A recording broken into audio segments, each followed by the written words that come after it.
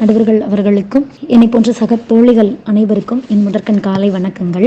இன்றைய தலைப்பு பாலின சமத்துவம். இதிலே ஒரு பெண்ணாய் இருந்து நாம் சமத்துவம் அடைந்து விட்டோம், சமத்துவமான நிலையில்தான் இருக்கிறோம், மேலும் வளர்க்க விரும்புகிறோம் என்பதை பேசுவதை நினைத்து நான் பெருமகிழ்ச்சி அடைகின்றேன். பாலின சமத்துவம் என்ற உடனேயே முதலில் நம் நினைவுக்கு வருவது பாரதியாராக தான் இருப்பாங்க. என்ன ஒரு நேர்மறை சிந்தனை கொண்ட கவிஞன் பாருங்களேன். அதாவது அன்னைக்கு பெண்கள் முடக்கி வைத்திருந்த அந்த காலகட்டத்தில் பட்டங்கள் ஆள்வதும் சட்டங்கள் செய்வதும் பாரினில் பெண்கள் நடத்த வந்தோம், இங்கே 8 அறிவினில் ஆணுக்கு இங்கே பெண் இளைப்பிள்ளை காணென்று கும்மியடி அப்படி சொன்னார். அதுக்கு ஏற்ற மாதிரி அதை நிரூபிக்கக்கூடிய வண்ணத்தில் நம்ம எல்லாருமே இன்னைக்கு எல்லா துறைகளையுமே இருக்கோம். சாதாரண ஒரு ஆட்டோ டிரைவர்ல இருந்து ஃபயர் ஃபைட்டர், ஜெட்டை ஓட்டுற பைலட் வரைக்கும் இன்னைக்கு நம்ம ஆகியிருக்கோம்.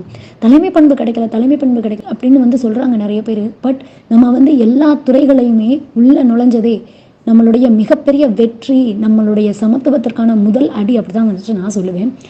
தலைமை பண்பு கிடைக்காததற்கான பெரும்பாலான சூழ்நிலை நம்ம பொருளாதார பின்னடைவுகளா இருக்கலாம், சரியான வழி நடத்துதல் இல்லாமையா இருக்கலாம். அடுத்ததான் சொல்ல போனா நான் இந்த சமத்துவத்தை 3 காலகட்டங்களை நான் பிரிக்கிறேன். நம்மளுடைய பாட்டி அந்த காலகட்டத்தை எடுத்துக்கோங்க, நம்மளுடைய தாய் தந்தை காலத்தை எடுத்துக்கோங்க, நம்மளுடைய காலத்தை எடுத்துக்கோங்க. இந்த 3 காலகட்டங்களில் சிந்திச்சு பாருங்க. நம்மளுடைய பாட்டி காலத்துல பெண் குழந்தை பிறந்தாலே அதை ஒரு இதாக நினைச்சு கள்ளிப்பால் கொடுத்து கொன்ன காலங்கள் இருக்கு.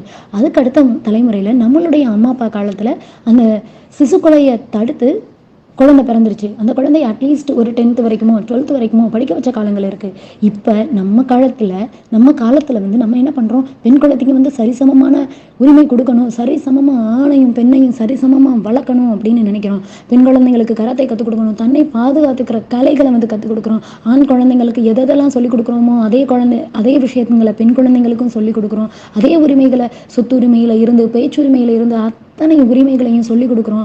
எப்படி ஒரு பையன் பெண் குழந்தைங்களை பாதுகாக்கணும் அப்படின்ற விஷயத்தையும் நம்ம குழந்தைங்களுக்கு நம்ம சொல்லிக் கொடுத்து வளர்த்துட்டு வரோம். அப்ப சமத்துவத்தை நம்ம குழந்தைங்களுக்கு சொல்லிக் கொடுக்குறோம். ஏன், நம்ம சமத்துவத்தை பத்தி தெரிஞ்சிருக்கோம்.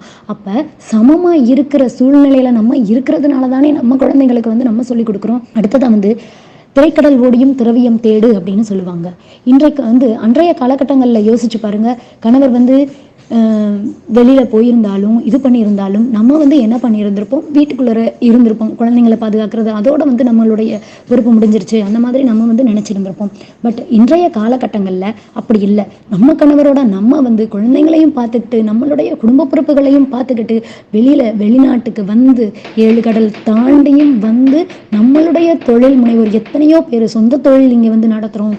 நம்ம ஆண்கள் தான் போகணும் அப்படின்ற மாதிரி நினைச்சிட்டு நம்ம இல்லையே, பெண்களுக்கும் சம உரிமை வேணும், சமமா இருக்கிறதுனால தானே பாலின சமத்துவம் இருக்கிறதுனாலே பெண்களான நம்மளும் இங்க ஒரு வேலைக்கு போறோம். நம்மளுடைய சுதந்திரத்தையும் நம்மளுடைய இதையும் நம்ம காப்பாத்தி வச்சுக்கிறோம். அப்ப இதுல சமத்துவம் இருக்கத்தானே செய்யுது. எது இல்லை, இன்னைக்கு குடும்ப தலைவன் சொல்றாங்க. குடும்ப தலைவனாவே அவர் இருந்தாலும் அவரை இயக்கக்கூடிய ஸ்விட்சா நம்ம தான் இருக்கோம். ஒவ்வொரு குடும்பத்தையும் எடுத்து சிந்திச்சு பாருங்க, அது உண்மையா தான் இருக்கும். அப்ப சமத்துவம் இருக்க போய் தானே நம்ம அதெல்லாம் செய்யறோம். நம்ம முடக்கி வைக்கப்படலையே. அன்றைய காலகட்டங்கள்ல பெண் சிசு கொலைகள்லாம் இருந்தது.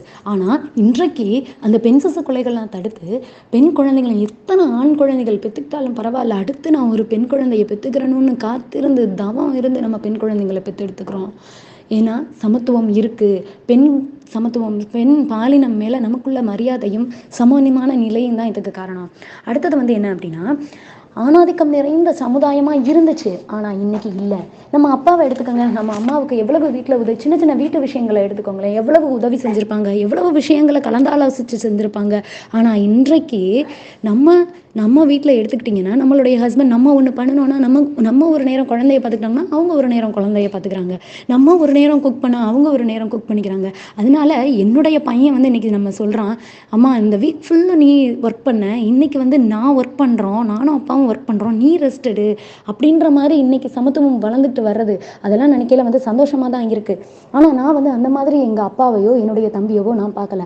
அன்றைய காலகட்டங்கள்ல பெண்களுக்குன்னு குறிப்பிட்ட வேலை இருந்துச்சு. இதுதான் இதுதான் பெண்கள், இதுதான் குடும்பத்தை பார்த்துக்கிறது, குழந்தைங்களை பார்த்துக்கிறது, பாத்திரம் கழுவுறது, துணி துவைக்கிறது, இந்த மாதிரி தான் இருந்துச்சு. ஆனால் இன்றைக்கு வந்து அந்த மாதிரியெல்லாம் இல்லை.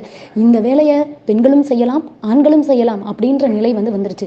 சாதாரண வீட்டு வேலைகளில் ஆரம்பித்து தலைமை பண்புகள், அதாவது பெரிய பெரிய உயரதிகாரிகள், அரசு துறைகள் எல்லாத்துலேயுமே வந்து சமமான நிலையை அடைஞ்சிக்கிட்டே வந்துட்டுருக்கோம்.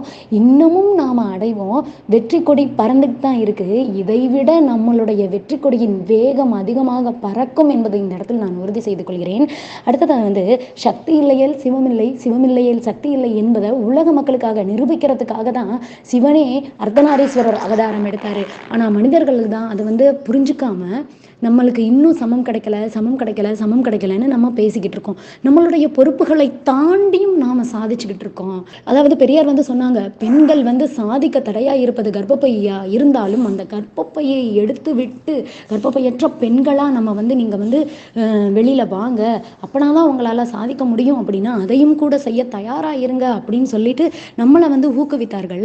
ஆனால் நம்மளால் இதுவும் முடியும் அதுவும் முடியும் என்றவாறு ஒரு கர்ப்பிணிகள் 8 மாத கர்ப்பிணிகள் குழந்தைகளை வச்சுட்டு இருக்கிறவங்க கூட இன்னைக்கு நம்ம வேலைக்கு வந்து சாதிச்சுட்டு தானே இருக்கோம், சமத்துவம் அடைந்து தானே இருக்கோம். இதையும் விட தாண்டி நாம வந்து சமத்துவ நிலையை அடைவோம் என்று கூறி வாய்ப்பிற்கும் நன்றி கூறி விடைபெறுகிறேன். நன்றி, வணக்கம்.